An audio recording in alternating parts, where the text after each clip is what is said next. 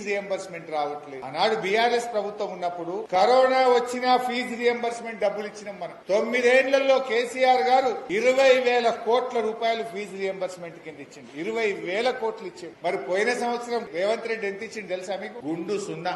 పిల్లల చదువులకు 1 రూపాయి అని దద్దమ్మ ప్రభుత్వం విద్యార్థులకు నిర్లక్ష్యం చేసి విద్యార్థుల పాలిట దగా చేసిన ప్రభుత్వం ఈ కాంగ్రెస్ ప్రభుత్వం.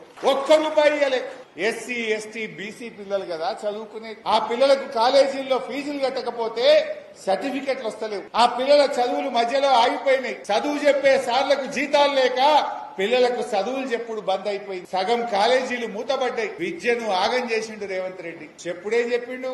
మేము రాగానే మొత్తం ఇస్తాం, బకాయిలు ఇస్తాం, అన్ని ఇస్తా అన్నాడు. 2 ఏళ్లైంది, 1 రూపాయి కూడా ఫీజు రియంబర్స్మెంట్ ఇవ్వాలి. జూనియర్ కాలేజీలు, డిగ్రీ కాలేజీలు, ఇంజనీరింగ్ కాలేజీలు, పాలిటెక్నిక్ కాలేజీలు, పీజీ కాలేజీలు, నర్సింగ్ కాలేజీలు, మెడికల్ కాలేజీలన్నీ ఇవాళ మూతపడే పరిస్థితి వచ్చింది. పిల్లల చదువులు అర్ధాంతరంగా ఆగిపోయే పరిస్థితి వచ్చింది. ఇవాళ ఫీజు రియంబర్స్మెంట్ బంద్ అయిపోయి కాలేజీలు మూతపడతావు.